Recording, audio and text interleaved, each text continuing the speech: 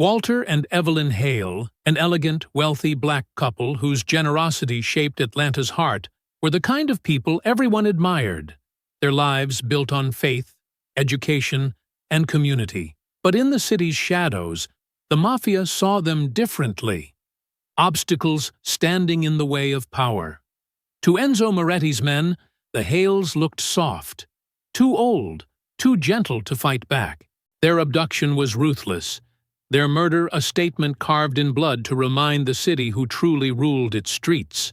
But what the Mafia didn't know was that their only son, Marcus Hale, wasn't just a soldier.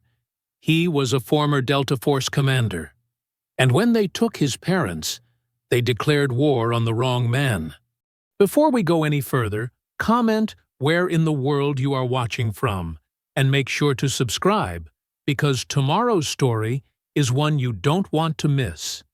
The crystal chandeliers cast a warm glow over the community center's ballroom. Men in suits and women in evening dresses moved between round tables draped in white cloth. The sound of clinking glasses mixed with soft jazz and quiet conversation. At the front of the room, Evelyn Hale stood tall and elegant in her deep purple dress, her silver hair swept up in a classic style. Her husband, Walter, distinguished in his tailored black suit, kept his hand at the small of her back as they greeted their guests. "Your generosity tonight will help 10 more students attend college next fall," Evelyn said, her voice carrying the weight of decades spent in classrooms. "These children are our future. We must protect their dreams from those who'd rather build luxury condos than community." A few guests shifted uncomfortably at her directness, but most nodded in agreement. In the back of the room, Marcus Hale tugged at his tie, feeling out of place in the suit he'd bought just for tonight. His muscles tensed from years of combat training, making the formal wear feel like a costume. He watched his mother work the room with the same grace she'd shown at church socials when he was a boy. "You could go talk to them, you know." The voice beside him belonged to Tanya Lyle. The civil rights attorney's dark eyes held a mixture of warmth and challenge. "They miss you, Marcus, more than their pride lets them admit." Marcus's jaw tightened. "It's been 5 years, Tanya. Some things aren't easily fixed. And some things are harder the longer you wait," she countered, touching his arm gently. "They're not getting any younger. Neither is your chance to make things right." Up on the balcony overlooking the main floor, a man in an expensive Italian suit leaned against the railing. Luca Marconi's cold eyes tracked the elderly couple's movements while his manicured fingers worked his phone's camera. Click, click. The photos would please his boss, Enzo Moretti. The old couple's stubbornness was becoming expensive. Walter took the microphone next, his deep voice steady despite his age. "When my father came to Atlanta, he couldn't own property in most neighborhoods. Now our family helps others build generational wealth through home ownership. We won't let anyone push us out. Not developers, not corporations, not anyone who'd rather see profit than progress." The crowd applauded. Marcus noticed how his father's hand trembled slightly on the microphone, a sign of age the proud man tried to hide. Their last argument echoed in his mind. "Violence solves nothing, son. Your mother and I taught you better than that." As the evening wound down, Marcus found himself moving toward his parents. Walter saw him first, his stern expression softening just slightly. "You clean up nice, son." "Thanks, Dad." Marcus cleared his throat. "Look, I was thinking maybe we could talk. Tomorrow?" Evelyn touched her son's cheek, her eyes bright with unshed tears. "We'd like that very much." "We can disagree about methods," Walter added, "but family should stick together. Especially now, with Moretti's people getting more aggressive about buying up the block." Marcus's tactical mind kicked in. "Let me help. I have experience with men like that." "No." Walter's voice was firm. "We fight our battles with integrity, not violence.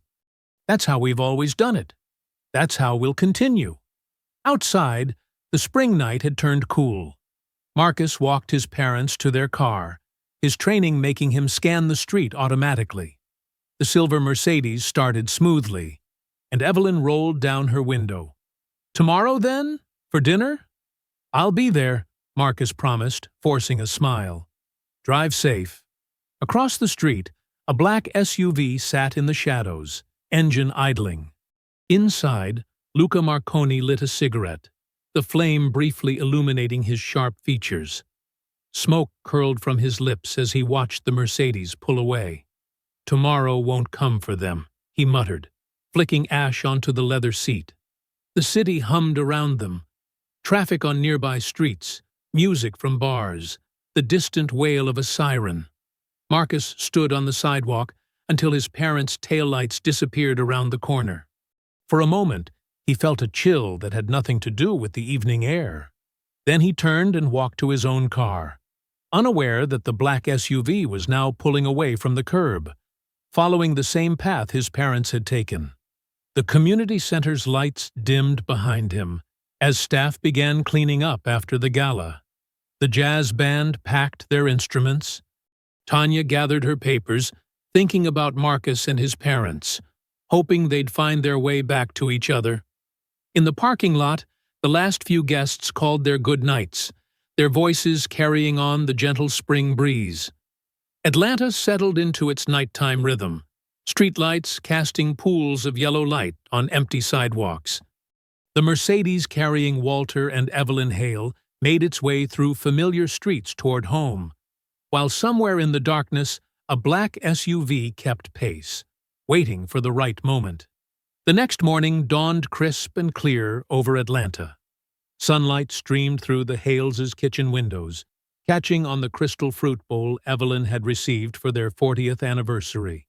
She hummed softly while scrambling eggs, the familiar rhythm of breakfast preparation bringing comfort after a restless night. Walter sat at the kitchen island in his reading glasses, newspaper spread before him. The coffee maker gurgled in the background. Their housekeeper, Maria, moved quietly through the house, dusting the family photos that lined the hallway. "I hope Marcus really comes today," Evelyn said, adding a pinch of salt to the eggs. "I'll make his favorite cornbread." Walter looked up from his paper. "If he says he'll be here, he'll be here." Military precision, remember? The house phone rang, its sharp trill cutting through the peaceful morning. Walter reached for it, checking the caller ID with a frown. Unknown number. "Mr. Hale." The voice was smooth, practiced. "I'm calling on behalf of Mr. Moretti's development group. We'd like to offer you one final opportunity to sell your properties at triple market value." Walter's knuckles whitened around the phone. "Listen carefully. I don't care what Moretti offers. Those buildings house families who've lived there for generations. We're not selling. Not now, not ever. Sir, please consider. We're done here." Walter slammed the phone down, making the crystal fruit bowl rattle. Evelyn touched his shoulder. "Everything all right?" Before he could answer, the security system chimed. 3 black SUVs had pulled up to their gate. Through the kitchen window, they watched men in tactical gear pour out of the vehicles. "Call Marcus," Walter said quickly, moving toward his study. Then 911. But there wasn't time. Glass shattered in multiple rooms, synchronized entry points. Heavy boots thundered across hardwood floors. Maria screamed from the hallway as masked men rushed past her. Luca Marconi strode through the front door, his designer suit incongruous with his tactical vest. 2 men grabbed Walter as he emerged from his study, shoving him face first against the wall. In the kitchen, another intruder yanked Evelyn away from the stove, eggs still sizzling. "Mrs. Hale," Luca said, walking into the kitchen. His voice carried a mocking politeness. "I heard your lovely speech last night about community. Very touching. But your money can't buy mercy today." Evelyn drew herself up, dignity intact despite the rough hands holding her. We don't need mercy from thugs. She spat in his face. The crack of Luca's backhand echoed through the kitchen. Walter struggled against his captors. Don't you touch her! Luca wiped his face with a monogrammed handkerchief. Zip-tie them. Hoods on. Check his study for the ledger. They bound the couple's hands behind their backs with plastic restraints. Black hoods went over their heads. Walter could hear Evelyn's controlled breathing nearby. She was scared but refusing to show it. The study's clear, a man reported. No ledger. Then we do this the hard way. Luca's phone buzzed. He answered it on speaker. Is it done? Enzo Moretti's voice filled the kitchen. Got them both. No ledger yet. No witnesses, Luca. Find that ledger, or it's their lives. Make it clean. Maria huddled in the corner, crying softly as they dragged the Hales out. Through her tears, she watched the SUVs pull away, carrying her employers of 15 years into the morning sunshine. 20 minutes later, Marcus pulled up to his parents' house, 2 coffee cups in a carrier, and guilt weighing heavy in his chest. He'd rehearsed his apology all morning, for the fight years ago, for staying away so long, for letting pride overcome family. The front door stood open. His training kicked in instantly. He set the coffee down, drew the concealed pistol from his ankle holster, and moved toward the house in a combat stance. Glass crunched under his boots. The foyer showed signs of a coordinated breach. Multiple entry points, professional work.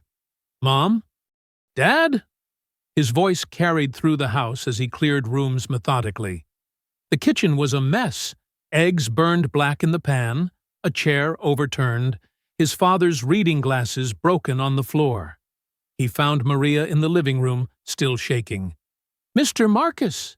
They took them! Men in masks? They hurt Mrs. Evelyn when she fought back. Marcus's jaw clenched. He pulled out his phone and dialed 911, his voice steady, despite the rage building inside him. While reporting the kidnapping, he studied the tire tracks in the driveway. 3 vehicles, professional drivers based on the acceleration marks. This was no random home invasion. Sirens wailed in the distance, growing closer. Through the front window, Marcus watched a police cruiser pull up, followed by an unmarked car. Detective Aaron Pike stepped out, his suit pressed, his manner calm. Too calm for the situation. Mr. Hale, Pike said, extending his hand as he entered. We'll handle this. These things usually resolve quickly when ransoms are involved. Marcus stared at the detective's outstretched hand, but didn't take it. He'd seen enough combat to recognize when something wasn't right. Pike's eyes were too controlled, his composure too perfect for a fresh kidnapping scene. Squad cars filled the circular driveway. Uniformed officers began taping off the scene. Pike pulled out a notebook, his pen hovering over the page. Now, if you'll tell me exactly what you saw when you arrived. The living room of the Hale mansion felt hollow in the evening darkness. Marcus sat rigid on the edge of his father's leather armchair, watching Detective Pike flip through his notepad with calculated slowness. Crime scene techs had finished hours ago, leaving behind fingerprint dust and evidence markers like neon wounds across the house. Let's go through this again, Pike said, his pen tapping against paper. Can you think of anyone who might want to harm your parents? Business rivals? Disgruntled employees? Marcus studied Pike's face in the dim light. The detective's expression remained neutral, professional, too professional. His questions felt rehearsed, his concern a thin veneer. They're respected business owners who fund scholarships and support local families, Marcus replied, keeping his voice level. The only enemies they have are developers trying to force them out. Pike's pen stopped tapping. Developers? Any names? Moretti's group has been pressuring them to sell. Enzo Moretti? Pike wrote something down, his handwriting deliberately slow. The real estate investor? He's a prominent businessman, Mr. Hale. That's a serious allegation. The front door burst open. Tanya Lyle strode in, her heels clicking sharply against hardwood. Her lawyer's briefcase swung at her side, and fury blazed in her eyes. 8 hours, she snapped at Pike. They've been missing 8 hours, and you're still just taking notes? Where's the tactical team? The ransom negotiator? Pike closed his notepad with practiced calm. Ms. Lyle, we're conducting a thorough investigation. I have teams working through the night. We'll find them. Like you found the Thompson family last month? Tanya's voice cut like steel. 3 days later, case mysteriously closed? That was a different situation. Pike stood, straightening his tie. Mr. Hale, we'll have officers watching the house. Try to get some rest. Marcus watched Pike leave through the front door, noting how the detective's shoulders never tensed despite Tanya's accusations. Years of combat had taught Marcus to read people. Pike's relaxed posture spoke volumes. He's lying, Marcus said once Pike's car pulled away. He's not looking for them at all. Tanya set her briefcase down. The whole department's compromised. 3 families pushed out last month alone, all after refusing to sell to Moretti's development group. Police ruled them personal matters and closed the files. Marcus moved to his father's study, flicking on the desk lamp. Help me search. Dad keeps everything documented. They combed through Walter's files for hours. Tax records, property deeds, letters from tenants. Walter Hale ran his business with military precision. In the bottom drawer, behind a false panel Marcus remembered from childhood, they found a USB drive labeled simply, Community Ledger. Dad's backup security, Marcus explained, plugging it into the computer. He taught me this hiding spot when I was 10. The drive was encrypted. Tanya pulled up a chair, her legal expertise with financial documents proving crucial as they worked through the protection. At midnight, the screen filled with spreadsheets and bank transfers. Look at this, Tanya pointed. Wire transfers from 6 different city officials, all to MR Holdings. That's Moretti's shell company. He's been buying votes to force property seizures. Marcus scrolled through the documents. Dad was building a case. Names, dates, account numbers, everything needed to expose the whole network. Marcus, Tanya grabbed his arm. This is dangerous evidence. If Moretti knew your father had this, then we know why they were taken. Marcus stood, checking his weapon. And we know they're running out of time. Rain started falling as Marcus drove across Atlanta to his parents' church. St. Michael's stood dark except for the perpetual sanctuary lamp. Father Bell was locking up when Marcus approached. "Marcus, my boy." The old priest's face creased with worry. "I've been praying for them since I heard. Have they been here, Father? Maybe seeking sanctuary?" Father Bell shook his head. "No, but earlier, around noon, I saw 3 black vans heading toward the industrial district. Caught my attention because they were driving so fast past the school." Marcus's pulse quickened. "Which direction exactly?" "Down Mason Street, toward those old storage lots." Father Bell touched Marcus's shoulder. "Whatever you're thinking of doing, remember, justice without mercy destroys the soul seeking it. Right now, I just need to find them alive." The rain fell harder as Marcus parked his truck near the abandoned storage facility. Through binoculars, he watched the seemingly empty lot. Most units were rusted shut, but one had fresh tire tracks leading to it despite the condemned notice on the fence. A security light flickered, briefly illuminating the wet pavement. Marcus counted 3 cameras hidden in strategic spots, too new for an abandoned lot. His tactical training noted multiple sight lines, potential cover positions. Blood pounded in his ears as he checked his weapon one final time. The midnight rain drummed against his truck's roof, covering any sound he might make. He could feel time slipping away with each drop. Drawing his gun, Marcus opened the truck door. The familiar weight of his pistol steadied his hand as raindrops pelted his face. He moved toward the storage lot's fence, becoming one with the shadows. Marcus moved through the rain-slicked storage yard like a ghost, his boots silent on wet concrete. Security lights cast shifting shadows across rusted containers and weather-beaten warehouses. Every few seconds, thunder rolled overhead, masking his approach. Through the drumming rain, voices carried from a corrugated metal building at the far end of the lot. Marcus pressed against a container, listening.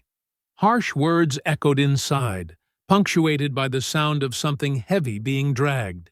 "The old man won't crack," a voice growled. "Neither of them will talk." "Luca said midnight's the deadline," another man replied, panic edging his tone.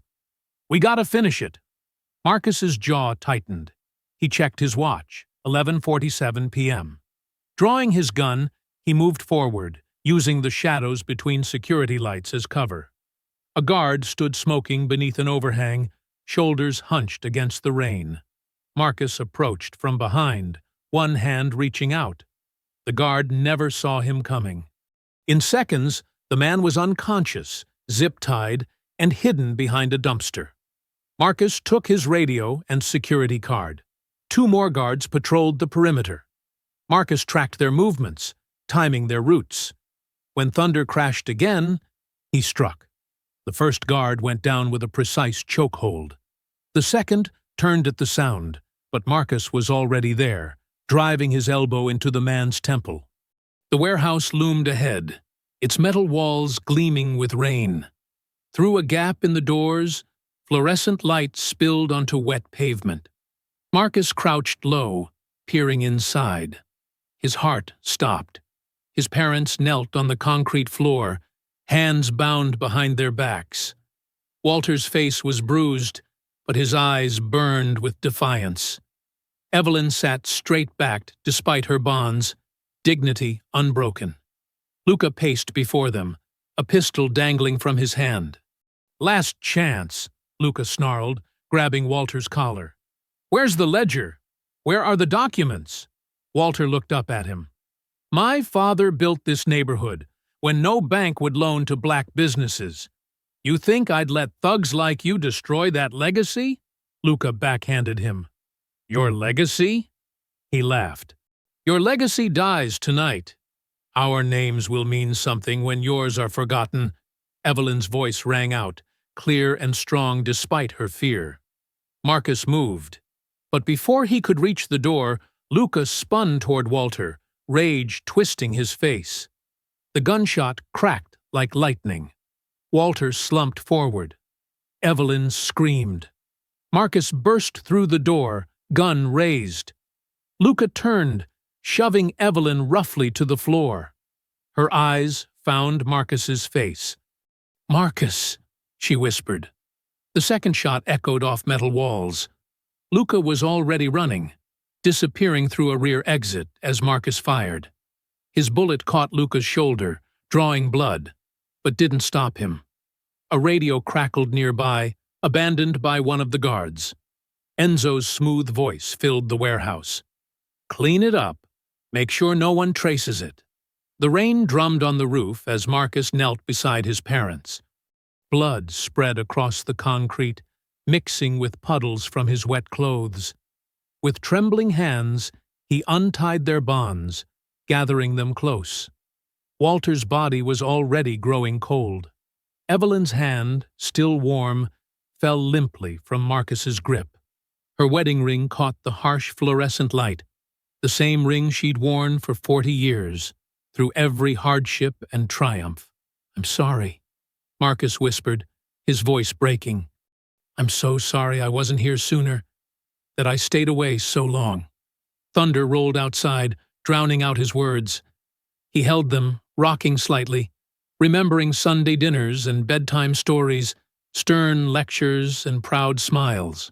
All the moments he'd taken for granted, now forever lost. "You won't die in vain," he vowed, his words barely audible above the storm. "Everything you built, everything you protected, I'll defend it. and I'll make them pay. Time slipped away as Marcus knelt there, his tactical training warring with his grief. He knew he should move, should gather evidence, should pursue Luca.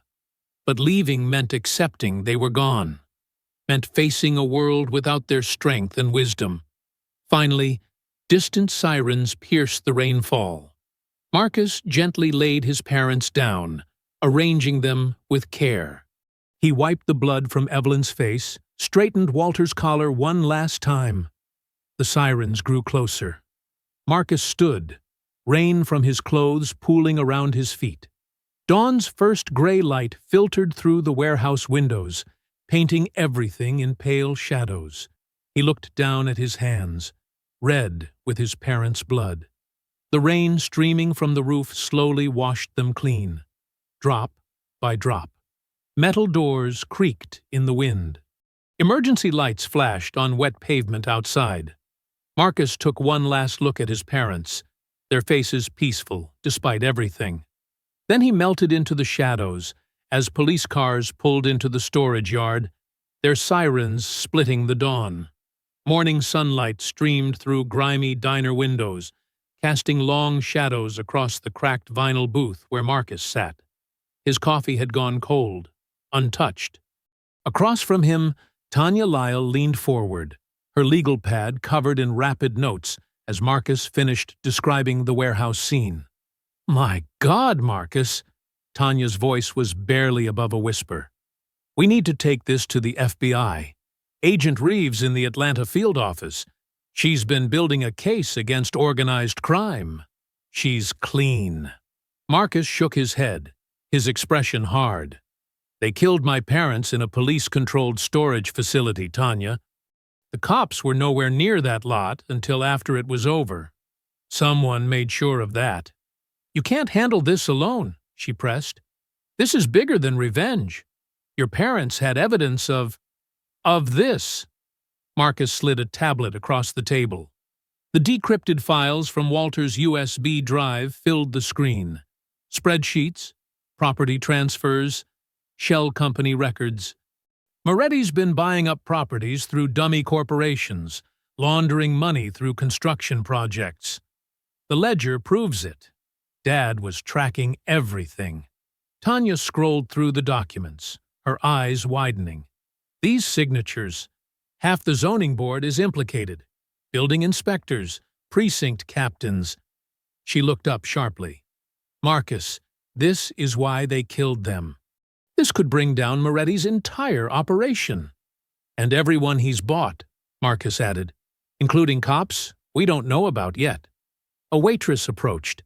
They fell silent until she refilled their cups and moved away. "I need your help, Tanya," Marcus said quietly. "But not with the FBI. Not yet. I need you to work the legal angle. Property records, permit applications, anything that proves these connections. Build the case while I—" He paused. "While you what?" Tanya's voice held warning. "Become a vigilante? While I handle the other side." Marcus met her gaze steadily. "You know what they'll do with this evidence if we take it to the wrong people. It'll disappear, just like my parents." Tanya stared into her coffee. Years of fighting corrupt systems had taught her hard lessons about institutional justice. Finally, she nodded. "I'll help. But promise me this stays about evidence and exposure, not just revenge." "It's about justice," Marcus said. "The kind the courts can't always deliver." He left cash on the table and stood. Tanya caught his arm. "Be careful. Moretti didn't build his empire by being careless with threats." Marcus squeezed her hand once, then walked out into the morning light. By sunset, Marcus's safe house hummed with tactical energy. Ghost arrived first, stepping out of a weathered pickup truck with his signature rifle case. The former sniper moved with fluid grace despite his years, his gray eyes missing nothing as he surveyed the property. "Still living off the grid, I see," Ghost commented, noting the solar panels and security cameras. "Old habits," Marcus replied, embracing his friend. Sarge showed up an hour later, in a loaded-down SUV. The demolitions expert's broad shoulders filled the doorway as he entered, carrying cases of gear. His usual grin was replaced by grim focus when Marcus explained the situation. They transformed the living room into an operations center. Maps covered one wall, Atlanta's industrial districts, known properties linked to Moretti, surveillance photos of Luca's usual haunts. Weapons and equipment lined a folding table. Night vision goggles, suppressed rifles, communications gear, medical supplies. Luca's crew runs protection out of these 3 zones, Ghost said, marking locations. He's got a dozen regulars, ex-military mostly. Sloppy, but dangerous. Sarge examined satellite images on a laptop. Loading docks here and here would make good observation posts. I can wire them with motion sensors, give us early warning if they move product. Marcus studied incident reports he'd pulled from police databases. Detective Pike requested lead on my parents' case within hours of the bodies being found. He's controlling information flow, redirecting resources. Pike's been on Moretti's payroll for years, Ghost confirmed. We ran into him on that cartel job in 19. He buried evidence, steered investigations away from Moretti's people. Then he's part of the target list, Marcus said flatly. We find Luca. We make him give up Pike's connection. Pike leads us to Moretti's inner circle. They spent hours planning infiltration routes, mapping security patterns, identifying choke points. This wasn't revenge. It was a military operation. Each man fell into familiar roles. Ghost handling reconnaissance, Sarge preparing equipment, Marcus coordinating strategy. Near midnight, Marcus stood before the evidence wall. Photos and documents connected with red string showed the web of corruption spreading from Moretti through Atlanta's power structure. At the center hung a surveillance photo of Luca leaving an upscale restaurant, his face twisted in a cruel smile. Marcus drew a red circle around Luca's image with a marker. The circle looked like a sniper's scope, like a target, like a promise. We start with him, Marcus said, his voice cold and certain. Ghost and Sarge stood beside him, their shadows merging on the wall. Marcus checked his weapon, the familiar weight grounding him. Outside, Atlanta's lights glittered like stars fallen to earth. Somewhere in that galaxy of neon and shadow, Luca waited, unaware that his hunters were coming. Marcus loaded his rifle, the metallic click echoing in the quiet room. Night settled over the city like a shroud. Moonlight glinted off industrial metal as Marcus crouched behind a stack of shipping containers. Through his night vision goggles, the warehouse glowed in shades of green. 2 armed guards patrolled the perimeter, sloppy, predictable patterns. They carried themselves like thugs, not soldiers. 4 heat signatures by the loading dock. Ghost's voice crackled in Marcus's earpiece. He was positioned on a nearby rooftop with his rifle. 2 more inside the office. Security cameras? Marcus whispered. Disabled, Sarge confirmed from his position. Loops running. They're blind for the next 30 minutes. Marcus watched the guards complete another circuit. Moving in. Ghost, watch my 6. He slipped from shadow to shadow, years of Delta Force training making him nearly invisible in the darkness. The first guard never saw him coming. Marcus wrapped an arm around the man's throat, applying precise pressure to the carotid artery. Within seconds, the guard slumped unconscious. Marcus zip-tied his hands and feet, then dragged him behind a dumpster. The second guard was lighting a cigarette when Marcus struck. A quick sweep of the legs, an elbow to the temple, another quiet takedown. Marcus secured him next to his partner. Dock teams rotating inside, Ghost reported. Side entrance is clear. Marcus moved to the metal door, Sarge joining him with a small toolkit. The lock took seconds to pick. They entered on silent feet, keeping to the edges where the concrete wouldn't echo their steps. The warehouse interior was a maze of crates and pallets. Voices drifted from an office overlooking the floor. Luca's lieutenants discussing shipment schedules. Marcus recognized one voice. Tony Vescovi, Luca's second-in-command. Position 1 and 3, Marcus hand-signaled to Sarge, indicating opposite approaches to the office stairs. They split up, working their way through the warehouse. A guard emerged from behind a forklift. Marcus grabbed him, clamping a hand over his mouth while applying a sleeper hold. The guard's eyes rolled back as he lost consciousness. "Clear left," Sarge whispered. "Clear right," Marcus responded. Moving up. They ascended the metal stairs in perfect sync, boots silent on the grating. Through the office window, Marcus could see Vescovi bent over paperwork, another man standing nearby. Two more guards lounged against the wall, weapons slung carelessly across their chests. Marcus held up 3 fingers, counting down. At 0, they burst through both doors simultaneously. The fight was brutally efficient. Marcus swept the legs of the nearest guard, while Sarge took down the other with a precise strike to the throat. Vescovi reached for a pistol, but Marcus was faster, driving his knee into the man's solar plexus. The fourth man raised his hands in surrender. "Smart choice," Marcus growled, securing Vescovi to his office chair with zip ties. The other men were quickly restrained. "You're dead," Vescovi spat. "You don't know what you're walking into." Marcus backhanded him hard enough to split his lip. "The Ledger courier." "Where's the meeting?" "What courier?" Blood trickled down Vescovi's chin. Marcus pressed the barrel of his suppressed pistol against Vescovi's kneecap. "Tomorrow's handoff. Location and time. Go to hell." Vescovi's words cut off in a scream as Marcus squeezed the trigger, the suppressed shot punching through muscle just beside his knee. "Next one shatters the joint," Marcus said coldly. "Location." "Riverfront," Vescovi gasped. "Old Freeman Depot, noon tomorrow. Luca's meeting him personally." Why did Moretti order the hit on the Hales?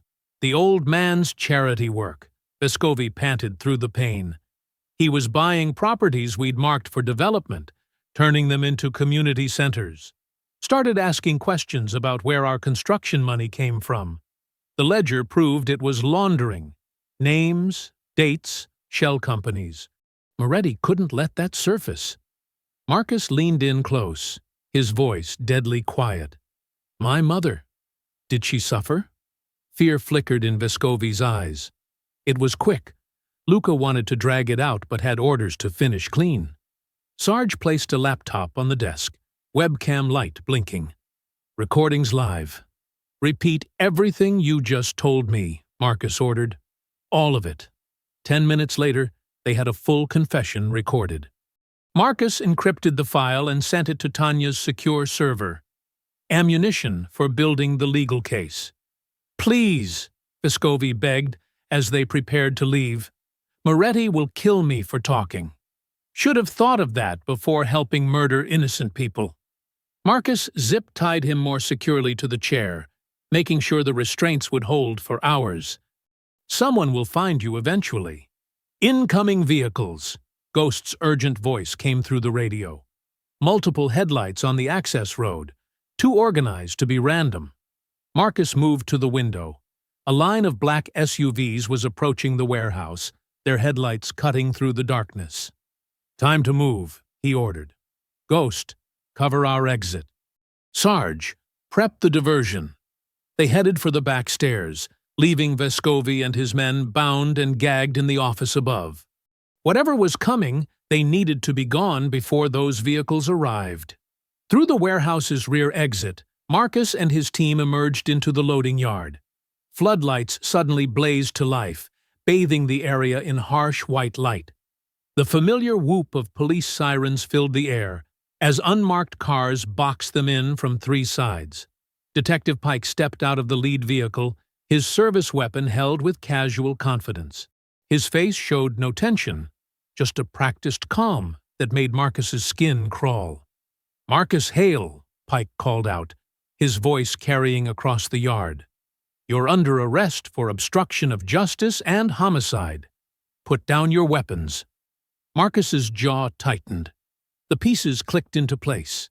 Pike's lackadaisical investigation, his controlled handling of evidence, his insistence on keeping Marcus away from the case. The detective wasn't just corrupt. He was Moretti's inside man. "Homicide?" Marcus challenged, keeping his rifle lowered but ready. "The only killers here are the ones you're protecting, Detective." "I have shell casings from your weapon at your parents' murder scene," Pike replied smoothly. "Planted evidence is still evidence, Marcus. Don't make this harder than it needs to be." Ghost's voice came low through the radio. "I've got an angle on 3 of them. Say the word." "Hold," Marcus muttered. He counted 8 officers besides Pike, all with weapons trained on them. Too many for a clean break. "Sarge, diversion ready. East side, on your mark." Pike took a step forward, his false sympathy now tinged with steel. "Your parents chose pride over survival, Marcus. Don't make their mistake." The mention of his parents ignited something cold and deadly in Marcus's chest. "Now!" he commanded. Multiple things happened at once. Sarge triggered remote charges on a stack of empty drums, sending them crashing across the yard in a thunderous cascade. Ghost's rifle cracked 3 times from his elevated position, taking out lights. Marcus dove behind a concrete barrier as the night erupted in gunfire. "Contact rear!" Sarge shouted. More vehicles were arriving, Luca's men, right on schedule. Marcus pulled a smoke grenade from his vest and hurled it toward Pike's position. Dense gray smoke billowed across the yard. He moved through it like a ghost, years of combat training taking over. 2 officers appeared in front of him. He dropped one with a strike to the throat, swept the legs from under the second. A scream of pain cut through the chaos. "Ghost is hit," Sarge reported. "Left leg, through and through." Marcus changed direction, heading toward his friend's position. Pike's voice rang out, ordering his men to hold their fire. He wanted Marcus alive. That hesitation was all Marcus needed. He found Ghost behind an electrical transformer, blood soaking his pant leg. "Can you move?" "Like a 3-legged dog," Ghost grimaced. "But yeah." Marcus got Ghost's arm over his shoulder. Sarge appeared beside them, laying down covering fire as they retreated toward their exfil route. Behind them, new voices joined the fray, Luca's distinctive accent cutting through the din. They made it to their backup vehicle, a nondescript van parked 2 blocks away. As Sarge peeled away from the curb, Marcus's phone buzzed. Unknown number. "You're good, soldier," Luca's voice oozed through the speaker. "But you're alone now. No badge will help you. No law will protect you. Should have left town when you had the chance." "I'm going to find you," Marcus promised quietly. Luca laughed. "Like you found your parents? Check the news tomorrow. Your friend Vescovi had an unfortunate accident while resisting arrest. Such a shame. Apparently he shot himself. Twice. In the back of the head." The line went dead. Marcus closed his eyes briefly, guilt twisting in his gut. Another death he was responsible for. 20 minutes later, they were at the safe house, a converted industrial loft Marcus had prepared years ago. He cleaned and bandaged Ghost's leg wound while Sarge set up a security perimeter. "Through and through," Marcus confirmed, tightening the bandage. "You're lucky." "Doesn't feel lucky," Ghost grunted. Pike and Luca working together. That's why they were always one step ahead. Marcus looked down at his hands, still stained with Ghost's blood. The sight reminded him of kneeling beside his parents in that warehouse. He'd failed to protect them. He wouldn't fail again. "They're coordinating," he said, wiping his hands clean. "Pike feeds Luca police intel. Luca handles the wet work. The ledger would expose them both." "And tomorrow's handoff?" Sarge asked from his position by the window. "It's a trap," Marcus replied. "They're expecting us to hit the depot. That's why Pike showed up tonight. To spook us, make us sloppy. Ghost shifted, wincing. So we don't show. No, Marcus stood, moving to the table where their weapons lay. We show. But we don't play by their rules anymore. He began field stripping his rifle, each movement precise and deliberate. Tomorrow, we end this. In the distance, police sirens wailed through the Atlanta night. Marcus continued his weapons maintenance, his movements mechanical, his mind already mapping out tomorrow's assault. Pike and Luca thought they had him cornered. They were about to learn why that was a fatal mistake. A thick blanket of fog rolled off the Chattahoochee River, shrouding the riverfront depot in ghostly gray. Marcus crouched behind a stack of shipping containers, checking his watch. 4:47 a.m. First light was still an hour away. East side's wired. Sarge's voice crackled through his earpiece. Motion sensors and pressure plates all hot. Marcus touched his throat mic. Copy. West side secured. How's Ghost? Monitoring cameras from the van. Says Luca's convoy just past the bridge checkpoint. Moving like a shadow, Marcus threaded between the towering metal containers. The maze of steel boxes created perfect killing corridors, channels he'd spent hours memorizing. Each intersection was now rigged with silent alarms, each corner covered by carefully placed remote charges. He paused at a junction, attaching the last proximity sensor. Years of Delta Force operations had taught him patience. The fog would work in their favor, limiting visibility to less than 30 feet. In these conditions, Luca's numerical advantage meant nothing. 3 vehicles approaching the main gate, Ghost reported. 2 SUVs, 1 armored van. I count 10 plus, Luca. Marcus touched the worn grip of his suppressed MP5. Remember, we need him alive long enough to talk. Copy that, Sarge replied. Though after what he did to your folks... Focus, Marcus cut him off. The past was a luxury he couldn't afford right now. The quiet rumble of engines carried through the mist. Headlights swept across wet concrete as the vehicles entered the depot. Marcus counted footsteps, multiple teams spreading out in a standard search pattern. Amateur work. They were looking up and out, not checking the shadows at their feet. A harsh voice carried through the fog. Luca, spread out! Find this son of a bitch before he... Marcus squeezed the detonator. 3 precisely placed charges erupted simultaneously, their concussive force amplified by the shipping containers. The explosions weren't meant to kill, just disorient and separate. Shouts of confusion filled the air. Marcus moved. The first guard rounded a corner, still blinking from the blast. A quick strike to the throat, followed by an arm lock that ended with a savage break. The man dropped without a sound. 2 more appeared, weapons raised. Marcus flowed between them like water. An elbow crushed a larynx. A knee shattered a kneecap. His hands found vital points with surgical precision, each movement economical and brutal. Contact! Someone screamed. Gunfire erupted, bullets sparking off metal. Marcus was already gone, sliding between containers as his enemies shot at shadows. They're splitting up, Ghost updated. 4 heading east, 3 west. Luca's moving toward the water with 2 guards. Marcus triggered another charge. The blast sent a stack of empty containers crashing down, cutting off the eastern group. Sarge's rifle cracked twice. 2 clean shots, 2 bodies down. A guard came running through the fog, straight at Marcus. He caught the man's gun arm, twisted, and drove him face first into a container wall. The impact left a bloody smear on the metal. The ledger, Luca's voice echoed. Bring me the damn ledger. Marcus moved toward the sound, every sense alert. Another guard appeared, this one better trained. They exchanged blows in the narrow space between containers. Marcus took a hard hit to the ribs, but countered with a savage knee strike. The guard dropped, clutching his shattered collarbone. 5 down, Sarge reported. East group is pinned down. Want me to finish them? Negative. Maintain containment. Luca's mine.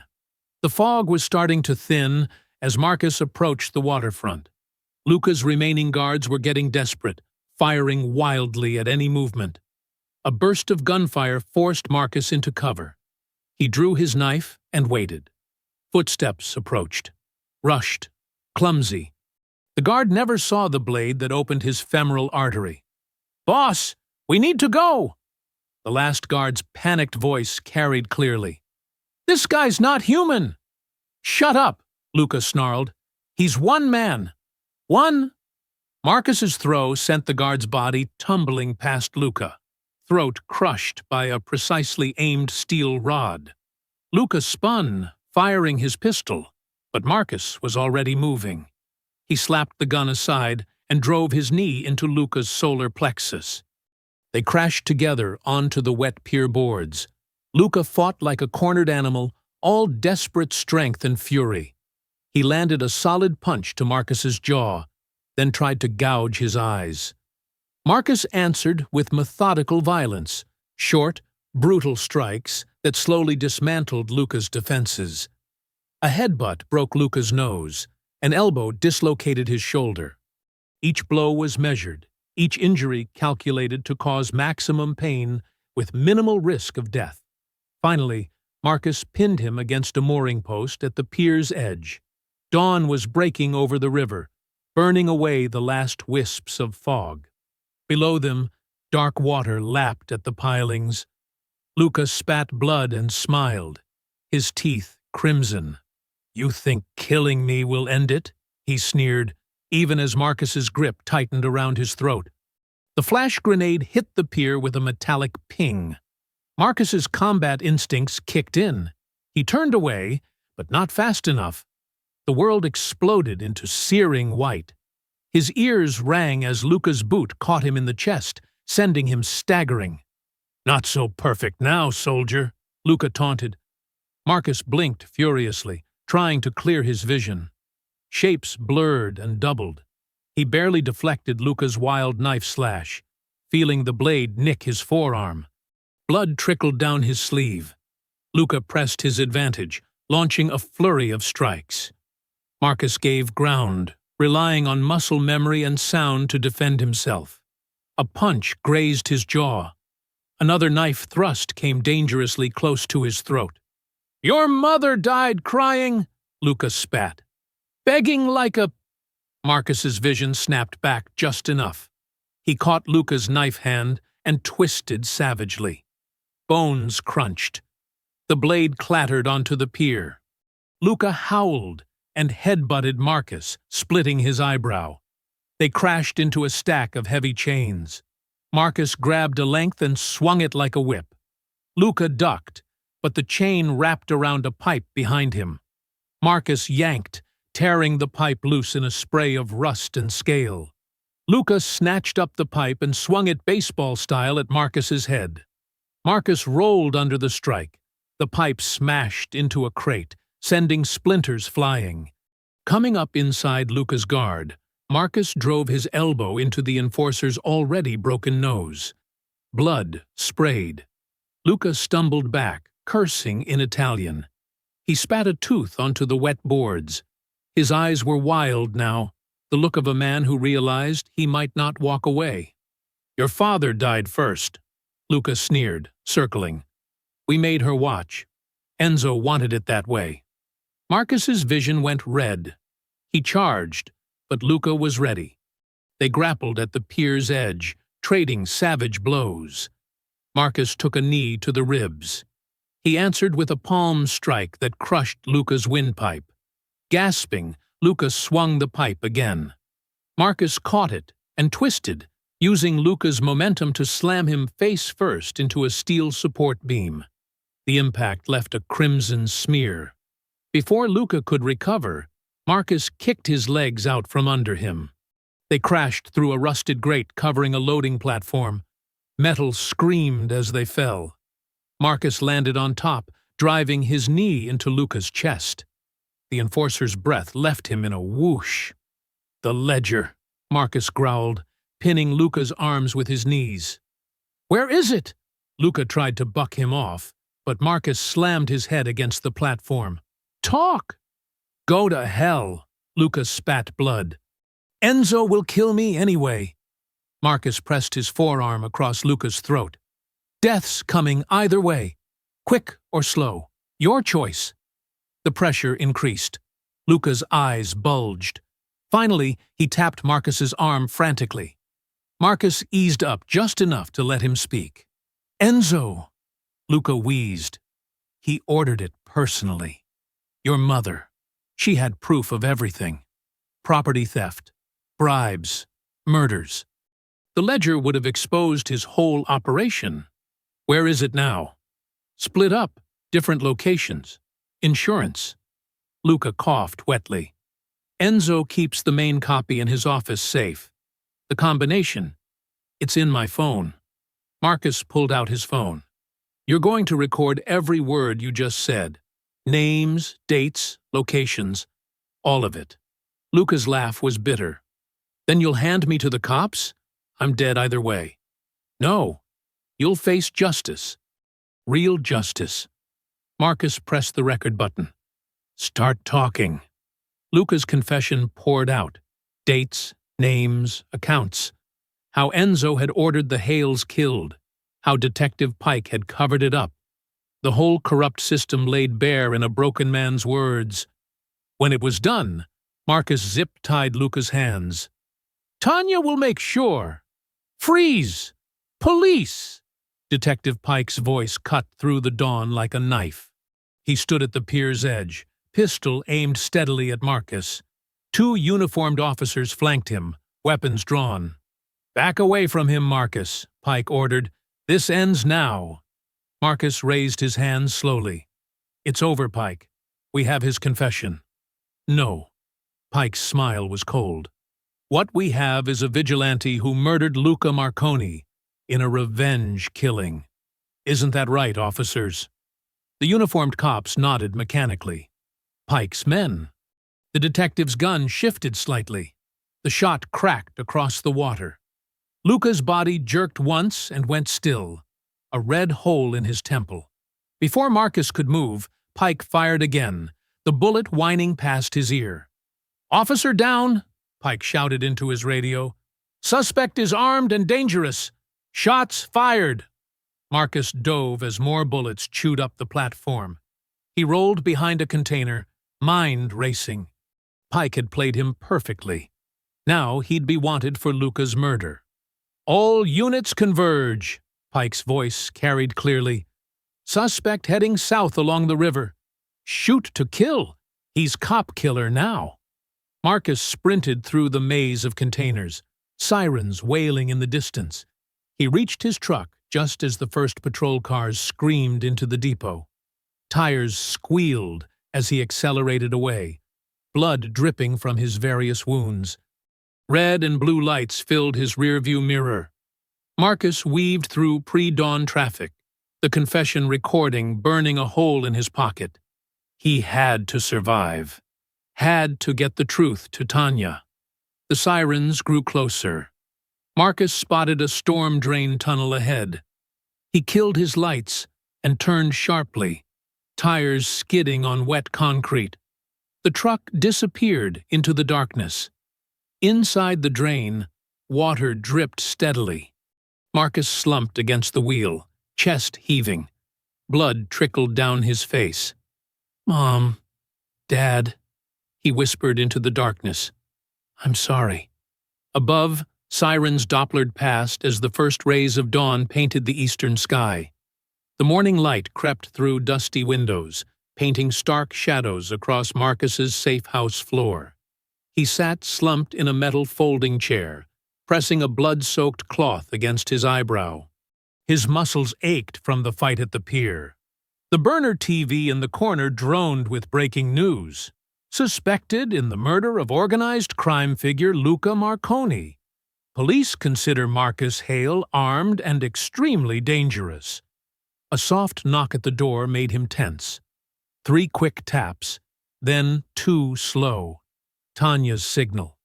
Marcus pressed his pistol close as he checked the peephole, then quickly let her inside. "My God, Marcus!" Tanya's eyes widened at his condition. She carried a first aid kit and fresh clothes. "You look terrible." "I've had worse." He winced as she began cleaning his wounds. The antiseptic stung. "They're calling you a cop killer," she said quietly, dabbing at his eyebrow. "Pike's press conference painted you as a vigilante who executed Luca in cold blood." Marcus's jaw tightened. "Pike shot him. Killed his own informant to cover their tracks." "I believe you." Tanya's hands were gentle but firm as she applied butterfly bandages. "But we need to be smart about this. I have contacts at the Justice Department. With Luca's confession and the ledger evidence, by the time the feds move, Enzo will be gone." Marcus stood, ignoring the protest of his bruised ribs. "He's already planning his escape. Tonight's meeting with the city officials is his last play." Tanya followed him to the safe house's makeshift command center, a card table covered in maps and surveillance photos. "How do you know about the meeting?" Marcus tapped his laptop screen. "Ghost intercepted encrypted messages before—" He paused. "Before Pike shot him. The development contracts get signed tonight.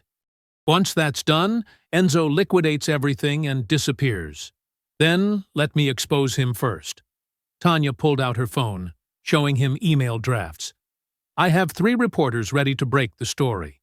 The ledger documents prove everything. The bribes, the murders, Pike's involvement. We can bring him down legally. And how many people die while we wait for the system to work?" Marcus checked his weapons with mechanical precision. "How many more families get destroyed?" "This isn't just about revenge anymore," Tanya insisted. "Your parents fought corruption with the truth, not violence. They believed in justice. And look where that got them." The words exploded from Marcus before he could stop them. The silence that followed was deafening. Tanya touched his arm gently. "They also believed in you. In doing what's right, not just what's expedient." Marcus's shoulders sagged. He looked at the photo of his parents from the fundraiser, taken just days ago. Their smiles haunted him. "I have to finish this," he said quietly. "My way. Tonight." Tanya worked at her laptop, while Marcus prepared his gear. She uploaded encrypted files to secure servers, establishing dead man switches that would release everything if anything happened to either of them. The afternoon light was fading when Marcus finally armed himself. Fresh magazines, backup pieces, comm gear. He moved like a man who'd done this 1,000 times before. "The press contacts are ready," Tanya said. "Once I confirm the story, it goes live within hours. The whole house of cards will collapse." Marcus nodded. If Enzo escapes, at least his empire burns. He checked his watch. "The meeting's at 9, warehouse district, near the old sugar plant." "Marcus?" Tanya's voice cracked slightly. "There's still time to do this differently." He turned to her, seeing not just an ally, but a friend who'd stood by him through everything, who'd fought for justice in her own way, just as fiercely as he had. "If I don't come back," he said softly, kissing her forehead, "make sure the world knows. Make sure they know what my parents died for." Tanya hugged him tightly. "Be careful. Pike will have the whole force looking for you." "Good." Marcus's smile was grim. "Keeps them busy while I handle Enzo." He walked to his truck, each step measured and purposeful. The weight of his gear felt familiar, almost comfortable. This was what he'd trained for all those years in Delta, bringing justice to those who thought themselves above it. The city skyline burned orange and crimson as the sun set. Marcus drove steadily toward the docks, his mind clear and focused. The radio crackled with police chatter, units still searching, still hunting. Let them chase shadows. He had only one target now. Traffic thinned as he entered the warehouse district. Abandoned buildings loomed like ancient sentinels. Somewhere ahead, Enzo waited with his corrupt officials, thinking himself untouchable. Marcus checked his weapons one final time. The sky darkened to deep red, then purple. Night was falling over Atlanta like a shroud. Marcus parked in a shadowed alley and began his final preparations. Everything that followed would happen in darkness. This was his element now. This was where justice would finally be served. Marcus crouched over the trunk of his SUV, methodically checking each weapon. The parking garage's dim fluorescent lights cast harsh shadows across the array of tactical gear. Ghost sat nearby on an ammunition crate, wrapping fresh gauze around his thigh wound. "You don't have to do this," Marcus said, not looking up from his work. "That leg needs rest." Ghost snorted. "No way I'm sitting this out." He tested his weight on the injured leg. "Besides, someone's got to watch your six." Sarge emerged from the shadows, carrying blueprints of Enzo's villa. He spread them across the hood of the SUV, weighing down the corners with magazines. Security details just came in. 4 rotating patrol teams, motion sensors on the perimeter, and private military contractors on the grounds. Marcus traced potential entry points with his finger. Contractors means they're disciplined. No random spray and pray when things go bad. They'll move tactically, protect their principal. "Just like old times," Ghost said, limping over to study the plans. "Remember Baghdad? That arms dealer's compound? This time we're not leaving anyone alive to surrender," Marcus replied coldly. Tanya's footsteps echoed through the garage as she approached, laptop tucked under her arm. Press contacts are set. Multiple outlets, automated drops, redundant servers. She opened the computer, showing Marcus the schedule. Everything goes live at dawn. The ledger, Pike's involvement, witness statements, all of it. Marcus nodded. "Good. By then, it won't matter if Enzo's people try to suppress it." He pulled a small video camera from his gear bag. "I need to record something first." The others gave him space as he set up the camera on a crate. Marcus sat down, adjusted the frame, and took a deep breath. The red light blinked on. "My name is Marcus Hale. If you're seeing this, I'm probably dead." His voice was steady, controlled. 3 nights ago, my parents, Evelyn and Walter Hale, were murdered on orders from Enzo Moretti. They died protecting evidence of his crimes. Money laundering, bribery of city officials, and murder. He detailed everything: the kidnapping, Pike's betrayal, Luca's death. Each word precise, leaving no room for manipulation of the truth. What I'm about to do isn't about revenge. It's about justice. About finishing what my parents started. Marcus paused, memory washing over him. He was 12 again, sitting in their kitchen after a schoolyard fight. His mother's gentle hands cleaning his scraped knuckles. "Fighting isn't always wrong, Marcus," she'd said softly. "But real courage isn't in what you do in the moment. It's in what you leave behind. The truth you protect, the people you defend. That's what matters." The memory faded. Marcus looked directly into the camera. "Everything I've done, everything that follows, is documented and verified. The evidence is with trusted sources. Enzo Moretti and his entire operation end tonight. The truth my parents died protecting will survive." He stopped the recording. Tanya took the memory card, adding it to her dead man's switch files. "Marcus," she started. "Don't," he cut her off gently. "We've been through this." She nodded, eyes glistening. "Just come back alive. There's been enough martyrs." Ghost and Sarge loaded the last of the gear. Breaching charges, night vision, medical supplies. Their movements were practiced, efficient. They'd done this dance countless times in countless war zones. Marcus pulled on his tactical vest, checking the ceramic plates. Each magazine found its designated pouch, each flashbang its proper place. The weight felt right, familiar. This was the soldier he'd tried to leave behind, now needed one last time. "Comms check," Sarge said, distributing encrypted radios. They cycled through channels, confirming clear signals. Ghost tested his leg again, satisfied with the mobility. "Remember, Enzo's men will have thermal imaging. We'll need to move fast once we breach." "Time check," Marcus announced. 2300 hours. Enzo's meeting starts in 30 minutes. We move in 20. They gathered around the blueprints one final time. Marcus traced their approach routes, contingency plans, rally points. Every detail had to be perfect. They couldn't afford mistakes. "This is for Walter and Evelyn," Sarge said quietly. The others nodded. Marcus closed his eyes briefly, centering himself.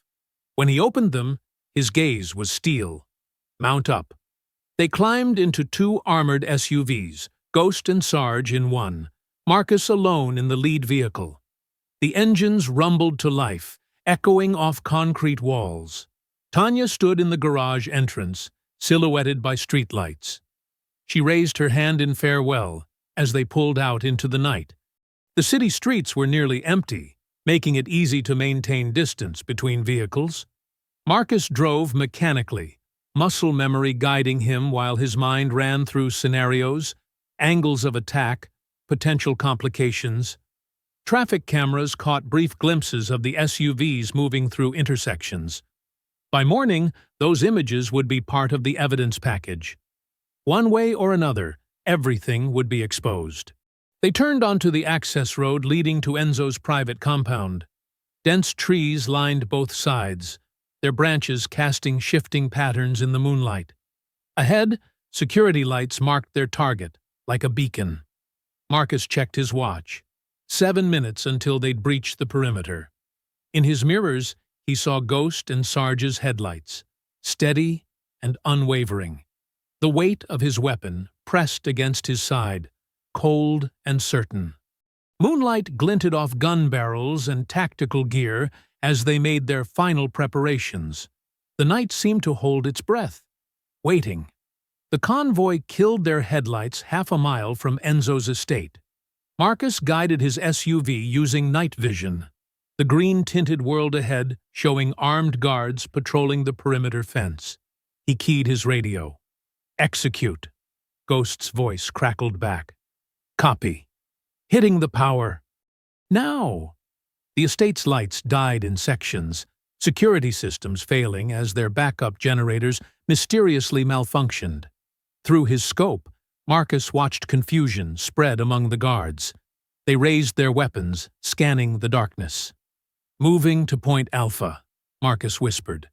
He slipped from his vehicle, boots silent on wet grass. The guard tower ahead held 2 men, both focused outward. Marcus raised his suppressed rifle and squeezed the trigger twice. The guards dropped without sound. "Tower clear. Sarge? Electronic perimeter disabled. You've got 4 minutes before their protocols kick in." Marcus moved like a shadow along the fence line. 3 more guards approached, speaking rapidly into radios.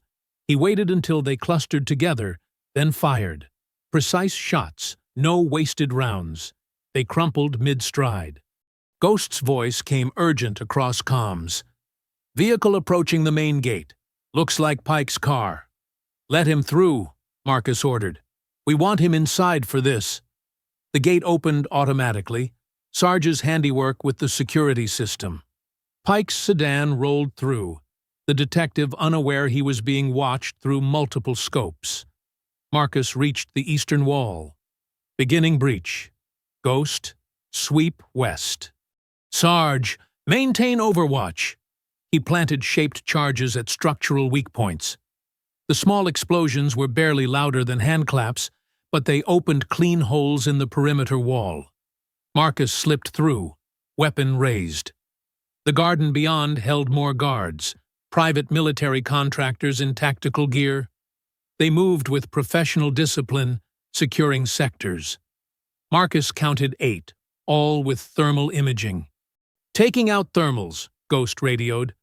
His first shot shattered a guard's night vision goggles. The others spun toward the sound, exposing themselves. Marcus and Ghost fired simultaneously. 4 dropped before the others could respond. Return fire crackled through the garden. Bullets thudded into trees and stone as Marcus rolled between cover. He caught movement to his left, a contractor trying to flank. 2 shots to the chest dropped him. Internal cameras accessed, Sarge reported. Streaming to Tanya now. She's patching it to media servers. Marcus worked his way toward the main house. More guards emerged from side doors, but they were silhouetted against interior lights. Easy targets. His suppressed rifle coughed steadily, each shot finding its mark. "Contact right!" Ghost shouted. Gunfire erupted from the western approach. Marcus heard Ghost grunt in pain. "Took one in the arm. I'm good. Fall back to—" "No time," Ghost cut him off. "Keep moving. I've got this sector." Marcus reached the house's service entrance. The door was reinforced steel, but the hinges weren't. 3 precise shots dropped it inward. He stepped over the fallen door into a kitchen. 2 bodyguards rushed in, submachine guns raised. Marcus shot the first through the throat. The second got off a burst that shattered cabinet doors before Marcus's return fire caught him in the face. "Pike's heading upstairs," Sarge called out. "Looks like he's warning Enzo." "Good." Marcus reloaded smoothly. "Let them bunch up." He moved through the house with practiced efficiency. Every room was cleared methodically. Corners checked, angles covered, no space left unchecked. Bodies marked his progress. A guard came around a corner with a shotgun. Marcus shot him twice in the chest, then caught movement behind him. Another contractor raising a rifle. Marcus threw himself sideways as bullets chewed up the wallpaper. He rolled, came up firing. The contractor staggered, but stayed up until Marcus put a 3rd round through his eye. 15 targets eliminated, Marcus reported. "Status?" "West side secured," Ghost said, breathing heavy. "Arms are through and through, still functional. External cameras show no reinforcements incoming," Sarge added. "Tanya confirms the feed is live. Major networks picking it up." Marcus climbed the main stairs, stepping over 2 more guards he'd dropped. Blood stained the expensive carpet. Ahead, he heard Pike's voice, urgent and afraid. "They're inside! We need to—" A gunshot cut him off. Marcus moved faster. The upper floor held Enzo's private offices. Marcus cleared 2 antechambers, finding 3 more dead guards. Pike had been busy eliminating witnesses. "Approaching final position," Marcus radioed. "Ghost, seal the east exit. Sarge, maintain overwatch on potential escape routes." He rounded the last corner. A heavy wooden door stood closed ahead. Enzo's office. 2 more bodies lay outside it, execution wounds in their heads. Pike's handiwork, eliminating loose ends. Marcus checked his magazine. Full. He rolled his shoulders, loosening combat-tightened muscles. Through the door, he heard Pike and Enzo arguing. "You promised this couldn't happen," Enzo shouted. "You said he was handled." "Shut up and let me think," Pike snapped back. "We still have options." Marcus stood before the door, weapon ready. Everything had led to this moment. His parents' murder, the corruption, the betrayals. Behind this door waited the men responsible for all of it. He took a breath.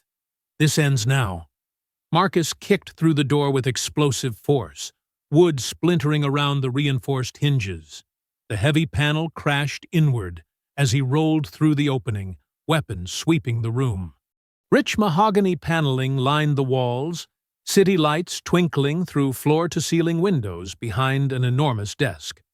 Enzo Moretti stood calmly behind it, hands clasped before him like a CEO at a board meeting. Detective Pike flanked him, service weapon already drawn, but held loose at his side. Neither man showed surprise at the intrusion. "Dramatic entrance," Enzo said, his cultured voice carrying only mild interest. though I expected nothing less from a man of your background." He gestured at the destruction around them. "All this violence, and for what? You can't kill the system, Mr. Hale. Cut off one head, 2 more grow back." Marcus rose slowly, keeping his rifle trained on Pike. "I'm not here to kill the system." He reached into his tactical vest with his free hand, retrieving a small USB drive. The metallic cylinder caught the dim light as he tossed it onto Enzo's desk. "I'm here to expose it." Enzo's eyes narrowed at the device. Before he could respond, Marcus pressed a button on his radio. The massive display screens lining the office walls suddenly flickered to life. The ledger's contents filled each monitor: account numbers, transfer records, property deals, all tied to Moretti Holdings. Alongside the damning financial data, Luca's recorded confession played in gruesome detail. "You forced my parents to watch while you murdered them," Marcus said, his voice deadly calm. "Now, the world's going to watch your empire crumble." Pike's knuckles whitened on his gun grip. "This changes nothing. Your word against—" A new window popped up on the screens. Live news coverage. Pike's own face stared back at him, alongside headlines about police corruption and organized crime. Bank records showed years of payoffs. His personnel file, his connection to multiple unsolved murders. Everything. "Tanya says hello," Marcus added. "She's been very busy tonight." The color drained from Pike's face as he realized the scope of his exposure. His weapon wavered, uncertainty replacing his professional mask. Everything he'd built, all his careful manipulation of the system, stripped bare on national television. Enzo's calm finally cracked. With surprising speed for his age, he lunged toward his desk drawer. Marcus was already moving as Enzo's hand emerged with a chrome-plated pistol. The rifle barked once, knocking the gun away in a spray of blood and splintered wood. But Enzo was committed now. He vaulted the desk with unexpected agility, ramming his shoulder into Marcus's chest. They crashed together into a bookshelf, leather-bound volumes raining down around them. Marcus's rifle clattered away as they grappled. Enzo fought with the desperate strength of a cornered animal. He drove a knee into Marcus's ribs, then whipped out a hidden blade that gleamed in the artificial light. Marcus barely twisted away as it slashed past his throat. The second strike caught him in the shoulder, hot pain blossoming as steel parted flesh.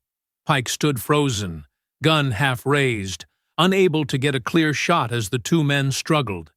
His hesitation proved costly. Ghost's voice crackled through Marcus's radio. "Target acquired." Marcus drove his forehead into Enzo's nose, creating space. Blood sprayed between them as Enzo staggered back. Marcus seized the mobster's knife arm and twisted, bones cracking. The blade dropped.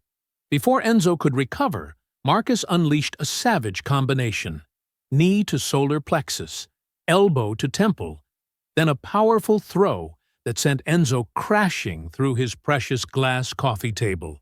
Pike finally made his decision. He turned to flee and found himself staring down the barrels of Ghost's and Sarge's weapons in the doorway. His gun clattered to the floor as he raised his hands. Enzo tried to rise from the glittering wreckage, glass crunching under his expensive shoes. Marcus was on him instantly. One hand locked around Enzo's throat, driving him back against the window. The city sparkled far below as Marcus applied pressure. "My parents believed in justice," Marcus growled, "in doing things the right way. Their way." His grip tightened as Enzo clawed weakly at his arm. "Lucky for you, I made a promise to honor that belief." He released just enough pressure to prevent unconsciousness. Enzo sagged, gasping, as Marcus roughly cuffed his hands behind his back. Sirens wailed in the distance, growing closer. "FBI strike team incoming," Sarge reported from his position. "Agent Reeves is leading them personally." They've been watching the whole feed. Marcus yanked Enzo to his feet, ignoring the burning pain in his shoulder. Red and blue lights began reflecting off the windows as federal vehicles swarmed the estate's grounds. Through the shattered door, he could hear boots thundering up the stairs. "It's over," Marcus said, shoving Enzo toward the arriving agents. The system just killed itself. Agent Reeves burst in with her tactical team, weapon raised. She took in the scene, the playing confession, the exposed ledger, the two cuffed men. Her sharp eyes noted Marcus's wounds, the destruction, the price of justice. She nodded once, professionally. "We'll take it from here, Mr. Hale." Marcus stepped back as federal agents secured Enzo and Pike. Dawn's first rays began creeping through the broken windows, painting the chaos in soft golden light. His shoulder throbbed with each heartbeat, blood soaking his tactical vest. Bodies and brass casings littered the halls behind him. The night's violence was written in every direction. Moving stiffly, he turned toward the door. Sirens filled the morning air as he limped into the hallway, leaving the federal agents to process his handiwork. One battle won, but the war for his parents' legacy was just beginning. Marcus emerged from Enzo's villa into the harsh morning light, squinting as camera flashes erupted from behind police barriers. News vans lined the circular driveway, their satellite dishes reaching toward the brightening sky. The media frenzy had already begun. Federal agents led Enzo Moretti and Detective Pike through the mansion's grand entrance, both men cuffed and surrounded by tactical teams. Enzo's perfectly tailored suit was torn and bloodied, his usual composed demeanor shattered.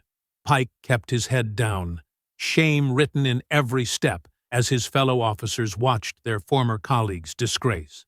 Reporters shouted questions, microphones thrust forward like spears. "Mr. Moretti, how long have you been bribing city officials?" "Detective Pike, what was your role in the Hale murders? Did you order the execution of Walter and Evelyn Hale?" The questions became a deafening roar. Enzo's face twisted with rage as cameras captured his downfall. Pike seemed to shrink with each flash, his police career ending in public humiliation. They were marched toward separate transport vehicles, their synchronized perp walk broadcast live across Atlanta. Through the chaos, Marcus spotted Tanya at the police cordon. She waved him over, her professional demeanor barely containing her excitement. As he approached, she pulled a thick manila envelope from her briefcase. "Hot off the federal printer," she said, handing him the document. "Arrest warrants for 3 city council members, 2 judges, and the deputy mayor, all tied to Enzo's real estate schemes." Her smile was fierce. "You didn't just avenge your parents. You cleaned a city." Marcus thumbed through the warrants, recognizing names he'd seen in his parents' ledger. "The evidence held up?" "Better than we hoped. The FBI's Financial Crimes Unit says your parents documented everything perfectly. Classic Walter and Evelyn. They fought with paperwork instead of bullets." She squeezed his arm. "Though sometimes you need both." News choppers circled overhead as more arrests began across Atlanta. Marcus watched the coordinated takedown through text updates from Agent Reeves. Corrupt officials led from City Hall, judges escorted from courtrooms, years of systematic corruption dragged into the light. His phone buzzed with breaking news alerts. "Breaking, real estate mogul Enzo Moretti, arrested in mass corruption sweep. Police detective among dozens charged in Atlanta criminal enterprise. Murdered activists' evidence exposes citywide corruption ring." Tanya scrolled through her own phone. "The Hale Community Center property has already been returned to the trust. The City Council's emergency session voted to rename it the Walter and Evelyn Hale Memorial Center." She looked up at Marcus. "Your parents' legacy is secure." Marcus nodded, emotion threatening to crack his composure. "I need to check on Ghost." The hospital was quieter than the chaos outside, though news played silently on waiting room TVs. Marcus found Ghost in a private room, his arm professionally bandaged, looking annoyed at the mandatory observation. "There's my one-man army," Ghost said, grinning. "You look worse than me." Marcus dropped into the chair beside the bed, his own wounds starting to announce themselves now that the adrenaline had faded. "Retirement's not what it used to be. Speaking of retirement," Ghost gestured at the TV where Enzo's arrest played on repeat, "I'd say we earned it this time. No more midnight raids, no more tactical gear. Just fishing and bad golf." "You hate fishing?" "I'll learn. Better than getting shot at." Ghost's expression softened. "Your parents would be proud, Marcus. Not just of taking down Enzo, of doing it the right way. Justice instead of pure revenge." Marcus thought of the ledger, his parents' meticulous documentation. They'd fought corruption with truth, building a case that would outlast violence. He'd simply added the force needed to bring that truth into the light. By late afternoon, Marcus stood alone in Oakland Cemetery. The grass was freshly cut, fall leaves scattered across marble headstones. He knelt between his parents' graves, carefully placing their wedding photo in a weatherproof frame between the markers. The photo captured them in their youth, Walter in his best suit, Evelyn radiant in white, both beaming with the certainty of their shared future. They'd built that future stone by stone, the business, the community center, the fight against corruption. Even their deaths had served their lifelong mission of justice. Marcus traced their names carved in granite. The morning's news still echoed in his mind. Indictments, confessions, a corrupt system crumbling under the weight of evidence. His parents' final gift to Atlanta was the truth they died protecting. "You can rest now," he whispered. The autumn breeze stirred the leaves around him, carrying distant city sounds, sirens, traffic, life continuing. But here, in this quiet corner of Oakland Cemetery, peace had finally come.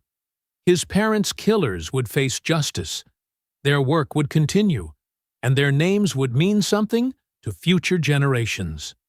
2 weeks after Enzo's arrest, Atlanta basked in late autumn warmth. The Hale Community Center stood transformed, its red brick facade scrubbed clean, new windows gleaming in the morning light. A crowd gathered on the freshly paved parking lot where basketball courts had been repainted in vibrant colors. Children darted between adults' legs, their excitement palpable. Some dribbled basketballs, testing the smooth concrete, while others pressed close to the building's entrance, where a cloth-covered plaque waited for its unveiling. The neighborhood had turned out in force, elderly residents in their Sunday best, young families with strollers, teenagers trying to look unimpressed, but failing. Marcus leaned against an oak tree at the edge of the crowd, watching.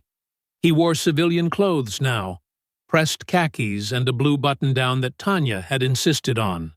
The tactical gear and weapons were locked away, perhaps for good. His wounds from the villa raid had mostly healed, though his shoulder still ached when the weather changed. Tanya approached through the crowd, clipboard in hand, looking professional in a navy suit. "Ready for this?" she asked, stopping beside him. "They're the ones who should be here," Marcus said quietly. "They are." Tanya gestured to the building, to the people gathering. "Look around. Everything here exists because of them." She was right. The community center had been his parents' heart. The basketball courts where Walter taught kids to play, the computer lab where Evelyn tutored students, the meeting rooms where they'd planned their stand against corruption. Even after their deaths, their influence rippled outward. The ceremony began with the mayor, newly appointed after the corruption sweep, welcoming everyone. He spoke about healing, about communities standing together against injustice. Marcus barely heard him, focused instead on the faces in the crowd. He recognized many from the original fundraiser gala, the night before everything changed. They'd lost their leaders, but found their voice. Tanya took the podium next, her presence commanding attention. Today, we honor two people who gave everything for this community, she began. Evelyn and Walter Hale believed in justice, not just in courtrooms, but in everyday lives. They believed in education, in opportunity, in standing up to those who would tear down what others built. Her voice carried across the hushed crowd. They left us their greatest weapon, the truth. When corruption threatened this neighborhood, they didn't just fight back. They documented everything. They built a case that even their deaths couldn't silence. That's real courage. That's real sacrifice. Marcus watched children pause their play to listen, basketballs tucked under arms. These were the ones his parents had fought for, the next generation who would grow up knowing that justice was possible, that truth could defeat power. The Hales proved that one couple, armed with nothing but conviction and evidence, could change a city, Tanya continued. Their community center stands not just as a memorial, but as a promise that light will always overcome darkness, that truth will always surface, that good people working together can move mountains. She gestured to the covered plaque. So, today, we rededicate this center not just to their memory, but to their mission. Every child who learns here, every family who finds support here, every victory for justice that starts here, that's their legacy, living on. Two young students stepped forward to pull the cloth away. The bronze plaque caught the sunlight. In memory of Evelyn and Walter Hale, champions of justice. Truth stands when power falls. Applause rippled through the crowd. Someone started singing, "We Shall Overcome," and others joined in, the hymn swelling in the morning air. Marcus felt his throat tighten. After the ceremony, as people filtered inside for refreshments, the head of the center's board approached Marcus. "We'd like to offer you a position," she said. "Head of security. This place will need protection." Marcus shook his head, smiling slightly. "This time, they're safe because the truth is out. The best security isn't guards. It's transparency. It's community. That's what my parents understood." The afternoon stretched on, the celebration becoming more relaxed. Children returned to their basketball games. Families spread picnic blankets on the grass. The community center hummed with life, just as his parents had always wanted it. Eventually, the crowd thinned. Marcus found himself alone on the front steps, watching the sun angle toward evening. A pickup game was underway on the courts, shouts and laughter carrying across the parking lot. Two young girls practiced their dribbling nearby, focusing intently on the rhythm. The sound of children playing. It had been his mother's favorite thing about the center. "That's the sound of hope," she'd always said. Now, sitting in the warm sunlight, Marcus finally understood. This was what his parents had built their lives around. Not buildings or programs, but moments like these. Simple joy. Future possibility. He smiled, really smiled, for the first time since their deaths. Peace settled over him like the afternoon light. They tried to bury their names, but all they did was plant their legacy. I hope you enjoyed that story. Please share it with your friends and subscribe so that you do not miss out on the next one. In the meantime, I have handpicked 2 stories for you that I think you will enjoy. Have a great day!